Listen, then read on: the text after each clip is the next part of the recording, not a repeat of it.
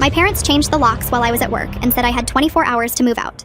Now they are begging me to go back. My parents changed the locks while I was at work in March and left a note saying I had 24 hours to collect my belongings or they'd throw everything away.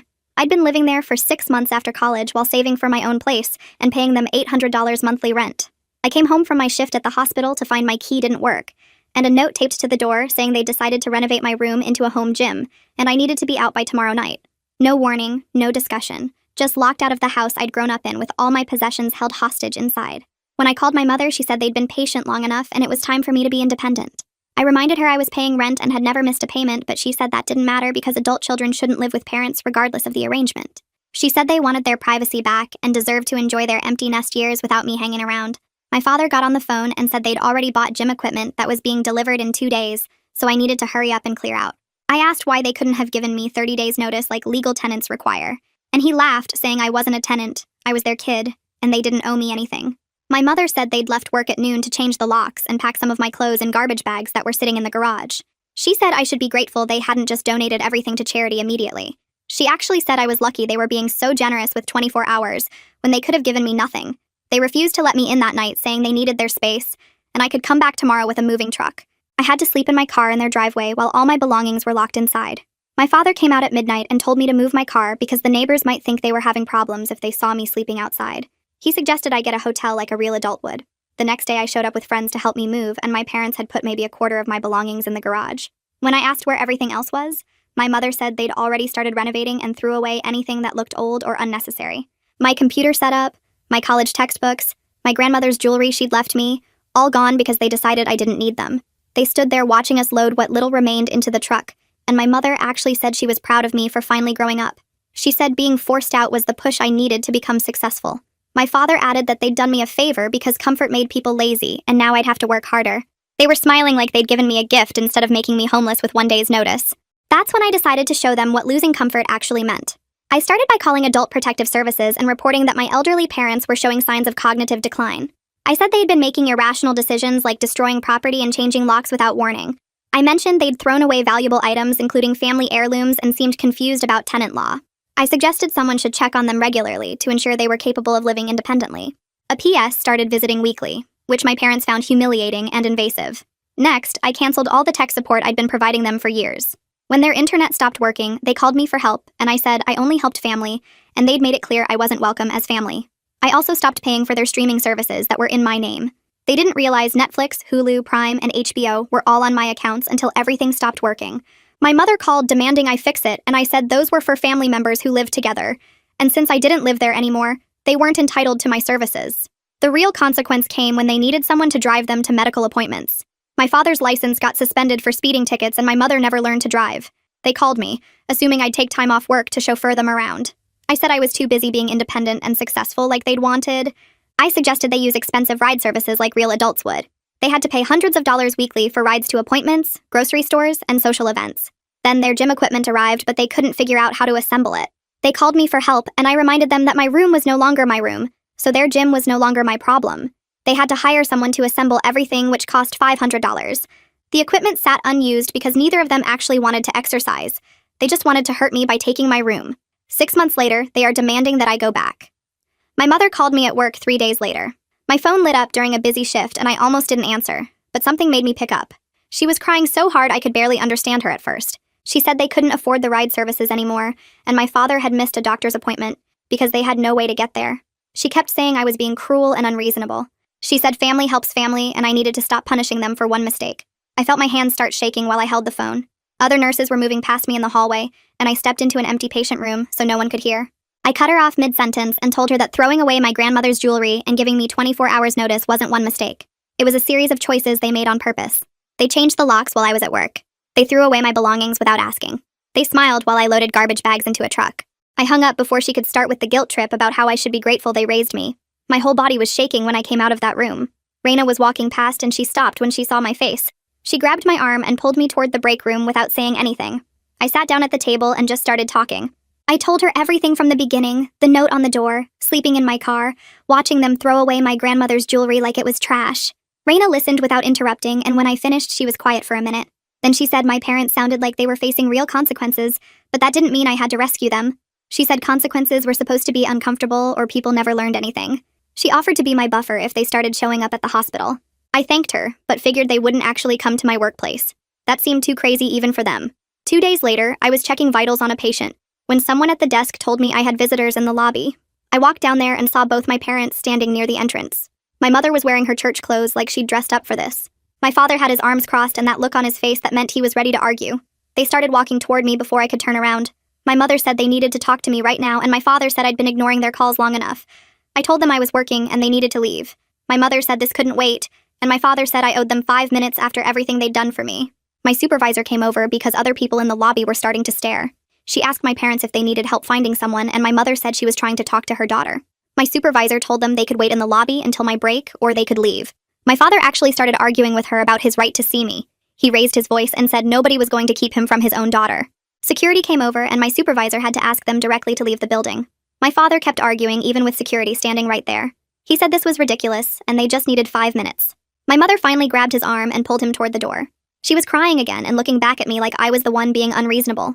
I stood behind the nurses' station watching them leave and felt my face burning. Everyone had seen that. My coworkers, patients, random people in the lobby. My supervisor came over after they were gone and asked if I was okay. She said if this was going to be an ongoing problem, we should get HR involved. I told her I hoped it wouldn't happen again, but I'd let her know if it did. She squeezed my shoulder and told me to take a few minutes before going back to my patient. I went to the bathroom and splashed cold water on my face. My hands were still shaking. That weekend, my aunt called me. I hadn't talked to her in months. She said my parents had asked her to call me and she wanted to hear my side before she took a position. I felt relieved that someone was actually asking for my version instead of just believing whatever my parents told them. I explained the whole thing, the locks, the 24-hour deadline, all my stuff they threw away. I told her about my grandmother's jewelry and my computer, and how they stood there smiling while I loaded garbage bags. There was a long silence on the phone. Then my aunt said she had no idea it happened that way. She said my parents told everyone I'd moved out after they asked me nicely to find my own place. They made it sound like I'd chosen to leave and was now holding a grudge over normal parent stuff. My aunt sounded upset. She asked if I had any proof because this was really serious. I remembered I'd taken pictures that day, mostly because I was so shocked by the garbage bags and the note. I sent her the photos right then while we were still on the phone. The garbage bags lined up in the garage, the note taped to the door with the 24-hour deadline, the empty space where my computer setup used to be. My aunt was quiet again after she looked at them. Then she said she was horrified. She said she'd talked to other family members because my parents had been painting themselves as victims of an ungrateful daughter. She said people needed to know the truth. Within a few days, the family group chat turned into chaos. I wasn't in that chat anymore because I'd left it months ago, but my cousin started texting me screenshots. Everyone was arguing about what really happened. My aunt had shared the photos, and suddenly people were taking sides. Some relatives I hadn't heard from in years started calling me. Most of them were supportive, but a few told me I should forgive my parents because family was family. One uncle said I was being dramatic and should just move back home and work things out. I told him he was welcome to let my parents live with him if he thought they were so easy to deal with. He stopped calling after that. My parents showed up at my apartment 3 days later. I heard pounding on the door around 8 at night. My father was yelling through the door that I was turning everyone against them with lies. He kept pounding and yelling, and I could hear my mother saying something but couldn't make out the words. My landlord lived in the building, and he came up the stairs asking what was going on. My father turned on him and said this was between him and his daughter. My landlord said he didn't care, and if they didn't leave right now, he was calling the police. My father got angrier and stepped toward him. My mother grabbed my father's arm and started pulling him back toward the stairs. She was crying and saying they should just go. My landlord stood there until they got in their car and drove away. Then he asked me if I wanted him to call the police anyway. I said no, but thanked him for helping. The next morning, I came out to go to work, and my car had a flat tire. I walked around it looking for a nail or something obvious, but couldn't see anything. The timing felt really suspicious, but I couldn't prove they did it. I called Raina because I didn't know who else to ask. Her husband, Roy, said he'd come help me change it. He showed up 20 minutes later with a jack and tools. While we were working, he asked me about the situation with my parents. I gave him the short version. He said I should document everything in case I needed a restraining order later. That sounded extreme to me, and I told him so. He said showing up at my workplace and home after being told to stop was actually harassment. He said it might not feel that serious yet, but these things could get worse. I thanked him for the help and told him I'd think about it. My mother called me from an urgent care place a week later. She said my father had fallen at home and she had no way to get him to the emergency room for x-rays. I could hear my father in the background making these pain sounds. My mother was begging me to come drive them. She said he was really hurt and they needed help right now. I stood in my kitchen for 10 minutes trying to decide what to do. Part of me wanted to tell her to figure it out herself. Part of me felt sick thinking about my father actually being hurt. I finally called an ambulance for them. It cost them money, but at least he'd get help. I texted my mother the confirmation number and didn't say anything else. She texted back a long message about how a real daughter would have driven them herself. She said the ambulance bill was going to cost hundreds of dollars they didn't have. She said their budget was already tight from all the ride services, and now this was going to make everything worse. She said I was being selfish and cruel when they needed me most. I didn't reply to any of it. But later that night I called the hospital and asked about my father.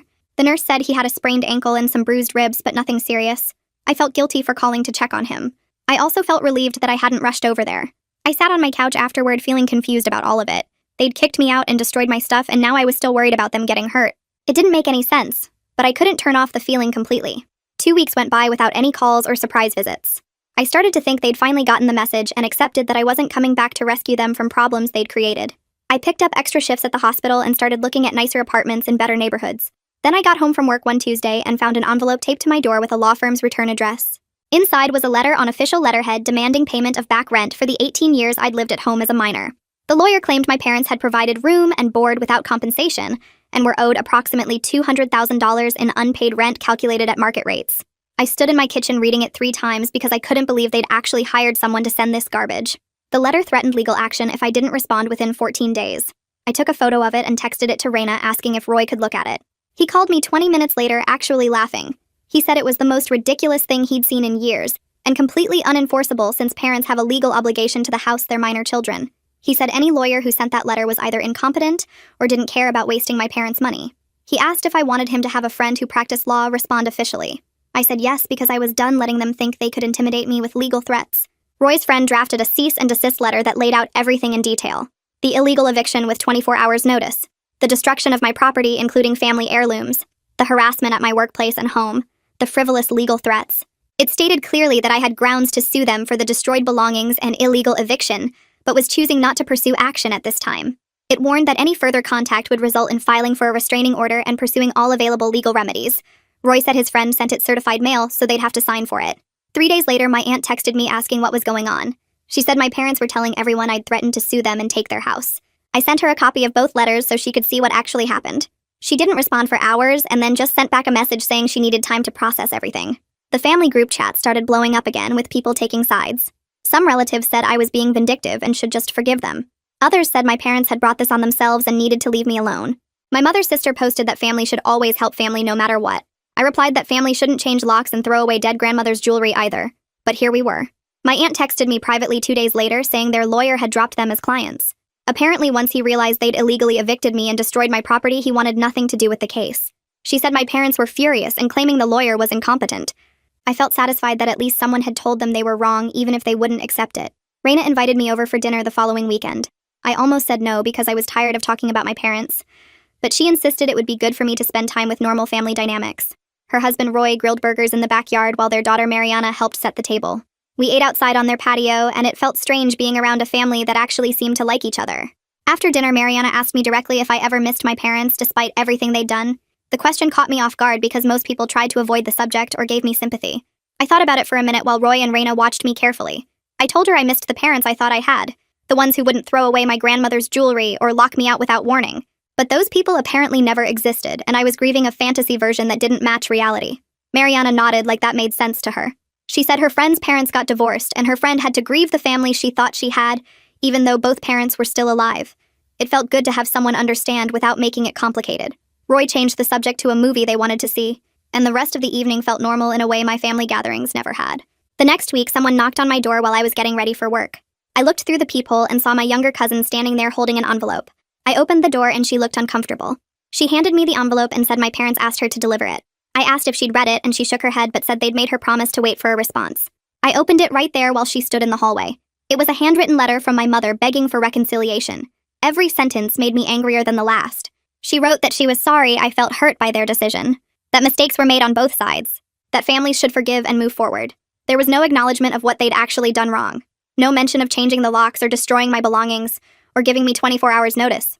No offer to replace what they'd thrown away. Just vague non-apology phrases and demands that I forgive them and come back to help with their mounting problems. The letter ended by saying they needed me and family was supposed to be there for each other. I looked at my cousin and asked if she knew what they'd done to me. She said she'd heard different versions from different people. I gave her the short version right there in my doorway. How they'd changed the locks while I was at work. How they'd thrown away my grandmother's jewelry and my computer. How they'd given me one day to get out. Her eyes got wide and she said she had no idea it was that bad. I told her to go back and tell them I'd think about responding. She left looking upset, and I went back inside feeling exhausted. I spent 2 days writing a response letter. I made a detailed list of what actual amends would look like. A real apology that named their specific actions instead of vague phrases about mistakes being made. Reimbursement for my grandmother's jewelry and destroyed belongings with specific dollar amounts. A commitment to respecting my boundaries going forward, including no surprise visits and no demands for free labor. I wrote that these weren't negotiation points or requests. They were minimum requirements for any future relationship. I made it clear I was prepared to maintain no contact permanently if they couldn't meet them. I printed it out and put it in an envelope. Then I texted my cousin asking if she'd deliver one more thing. She came by that evening, and I handed her the envelope. I told her to make sure both my parents read it carefully. She promised she would and left. I felt better having stated my terms clearly, even though I doubted they'd actually follow through. My father called me directly for the first time in months. His name showed up on my phone, and I almost didn't answer. I finally picked up on the 4th ring and didn't say anything. He started talking immediately, and his voice sounded different, tired and defeated instead of angry. He said they'd gotten my letter and read it multiple times. He admitted they'd made serious mistakes and handled everything wrong. Then he said something that surprised me. He told me converting my room to a gym was my mother's idea that he went along with because he didn't want to argue with her. He said he'd realized their marriage had problems that had nothing to do with me, but I'd gotten caught in the crossfire. He sounded like he'd been thinking about this for a while. I didn't know what to say, so I just listened. He kept talking about how things had gotten out of control and he understood why I was angry. It was the first time either of them had actually acknowledged what they'd done without making excuses. I asked him directly if he understood that changing the locks and throwing away my belongings was cruel and illegal. There was a long pause on the other end. Then he said yes. Just that one word, but it felt significant. He offered to pay me back for the destroyed items in monthly installments since they couldn't afford a lump sum. He asked if I'd be willing to have coffee with just him to talk about what a limited relationship might look like. I told him I'd think about it and call him back. We hung up and I sat on my couch feeling confused. Part of me wanted to say no and keep the boundaries firm. Part of me was curious if he was actually capable of change. I called Raina and told her about the conversation. She said it was up to me, but suggested meeting in a public place if I decided to do it. I thought about it for 3 days before texting my father that I'd meet him for coffee, but this didn't mean everything was fixed. We met at a coffee shop downtown on a Saturday morning. I got there early and picked a table near the window where other people could see us. My father showed up exactly on time carrying a folder. He looked older than I remembered. We got coffee and sat down, and he pulled out a check from the folder. It was the first installment for the destroyed belongings. Then he showed me a list he'd made of everything he remembered them throwing away. My computer and monitor, my college textbooks, my grandmother's jewelry with descriptions of each piece, kitchen items I'd bought, clothes and shoes. He'd clearly put actual thought into this, which surprised me. We talked for almost 2 hours about what a limited relationship could look like. I made it clear I wasn't moving back, or becoming their on-call helper. I wouldn't tolerate guilt trips or surprise visits. He agreed to everything and said he'd talk to my mother about respecting boundaries, even though she was still angry about the family finding out the truth. I left feeling cautiously hopeful, but not ready to let my guard down completely. We established a new arrangement over the next few weeks through phone calls and texts. I agreed to help them find affordable transportation solutions and set up their technology one more time. But I made it clear this was a one-time thing and I wasn't their free tech support or driver. I told my father I wouldn't tolerate my mother's passive-aggressive comments and would leave immediately if she started. He said he understood and would back me up. The first time I went over to help them research senior transportation services, my mother barely spoke to me. She sat at the kitchen table with her arms crossed while I showed them websites for ride programs and discounted services for people over 65. My father asked questions and took notes, but my mother just stared at the wall. When I was packing up to leave, she made a comment about how nice it must be to have so much free time. I picked up my bag and headed for the door. My father actually told her to stop and apologize to me. My mother got up and walked out of the room. I told my father I'd come back another time to finish helping, but only if he could keep her comments under control. Over the next month, I went over 3 more times on my schedule to help them. I taught my mother basic smartphone skills so she could schedule rides herself using the apps we'd found. She complained the whole time about technology being too complicated and young people being impatient. I ignored most of it and just kept showing her the steps. My father sat with us and learned too, so he could help her when I wasn't there. The second time, my mother made a passive-aggressive comment about how some daughters would just drive their parents instead of making them use apps. My father told her to stop and she got up and left the room again. The third time, she actually made it through the whole session without major comments. My father walked me to the door afterward and thanked me for being patient. He said my mother was struggling with accepting that things had changed, and she couldn't just demand I fix everything for them anymore. I told him that was her problem to work through, and I wasn't going to sacrifice my boundaries to make her comfortable. He nodded and said he was working on it. 3 months passed with our careful arrangement staying mostly in place. My father called one afternoon while I was folding laundry in my apartment and told me they'd put the house on the market. He said they found a smaller condo closer to the bus lines and grocery stores, so they wouldn't need to rely on expensive ride services anymore. His voice sounded different from usual, less defensive and more matter-of-fact. He thanked me for not rescuing them when things got hard. because it forced them to actually solve their problems, instead of just expecting me to fix everything. My mother sent a text 2 days later saying the move was for the best. It wasn't an apology, and I didn't expect one at this point, but it was the closest she'd come to admitting they'd made mistakes. The text was only 1 sentence long, and she didn't add anything about missing me or wanting me to visit more often. I saved it anyway because it felt like progress, even if it was tiny. I drove to their new condo on a Saturday morning after they'd been settled in for a few weeks. The building was plain brick with a small parking lot and an elevator that smelled like cleaning products. Their unit was on the 2nd floor, and maybe half the size of the house. My father showed me around, pointing out the kitchen that barely fit 2 people, and the living room where their old couch looked too big for the space. His office was actually just a corner desk in the 2nd bedroom with his computer and some books on a shelf. The gym equipment was completely gone.